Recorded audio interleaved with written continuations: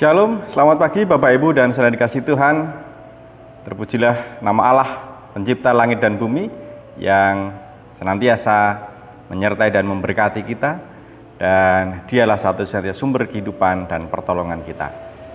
Alangkah sukacitanya pagi ini kita boleh berjumpa dalam sapaan firman, dan mari bersama-sama kita kembali mengarahkan hati kita kepada Allah untuk memulai setiap aktivitas pekerjaan dan pelayanan kita di hari ini dengan terlebih dahulu mendengarkan dan merenungkan apa yang menjadi firman-Nya. Mari kita berdoa. Kami bersyukur ya Allah, Engkau sungguh setia, Engkau sungguh melihat, memperhatikan, menuntun, menyertai setiap langkah kehidupan kami. Pagi ini kami percaya Tuhan, Engkau juga setelah dan senantiasa menyertai kehidupan kami, dan kami percaya Tuhan, Engkau akan menuntun setiap aktivitas pekerjaan kami di hari ini. Dan biarlah kami hari ini boleh melakukan apa yang menjadi kehendak Tuhan dengan terlebih dahulu mendengar dan merenungkan sabda-Mu. Berfirmanlah ya Tuhan, dan mampukan kami untuk mengerti serta melakukan kehendak-Mu. Di dalam nama Yesus Kristus kami berdoa. Amin. Sabda Tuhan pagi ini saya bacakan dari kitab Mazmur 92 ayat 6 dan 7. Demikian.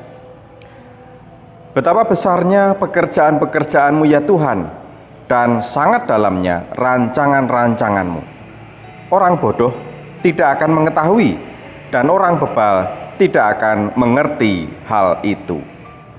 Amin. Demikian sabda Tuhan. Bapak Ibu Saudara, mungkin kita pernah mendengar ada orang yang berpendapat bahwa yang namanya beriman, percaya, itu nggak perlu akal pikiran kita. Bahkan orang mengatakan, singkirkan akal pikiranmu supaya bisa percaya dan beriman dengan sungguh-sungguh. Matikan akal pikiranmu, jangan gunakan akal pikiranmu. Apakah itu benar? Bahwa kalau kita ingin beriman dengan sungguh-sungguh, percaya dengan sungguh-sungguh pada Tuhan, maka kita harus menyingkirkan akal budi pikiran dan nurani kita. Sabda Tuhan pagi ini mengingatkan kita betapa pentingnya akal budi pikiran dan nurani kita. Bahkan ketika kita ingin semakin percaya, semakin beriman kepada Tuhan. Karena apa? Justru melalui akal budi pikiran kita dimampukan untuk membaca, untuk merenungkan, untuk mengerti apa yang menjadi kehendak Tuhan.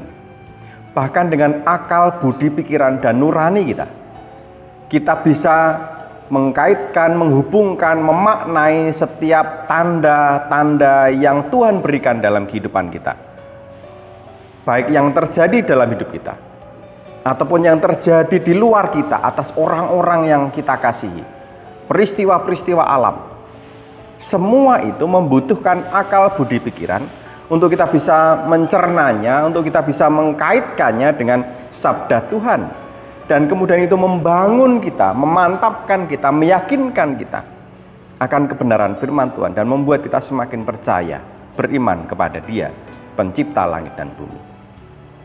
Jadi Bapak Ibu dan Saudara dikasih Tuhan, kalau kita ingin menjadi orang-orang yang beriman dengan sungguh-sungguh, justru mari kita belajar semakin menajamkan akal budi pikiran kita dan nurani kita.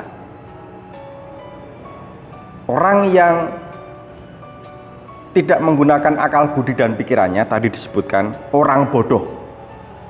Seolah-olah percaya dan beriman, tetapi dia hanya fanatik buta dan tidak akan pernah mengerti dengan sungguh-sungguh apa yang menjadi kehendak Tuhan. Ujung-ujungnya yang dia yakin dan dia lakukan adalah sesuai dengan keinginannya, bukan seturut dengan kehendak Tuhan. Tuhan mengingatkan kepada kita, pekerjaan-pekerjaan yang luar biasa, yang hebat, yang besar, dan itu akan bisa kita tangkap, kita mengerti kalau kita terlatih menggunakan akal budi pikiran dan nurani kita. Dan celakalah mereka orang-orang bodoh yang tidak pernah mengerti dan tidak bisa menangkap apa yang menjadi kehendak Tuhan yang sesungguhnya. Mereka hanya sampai di lapisan atas, hanya apa yang nampak, tetapi tidak menangkap makna yang sesungguhnya.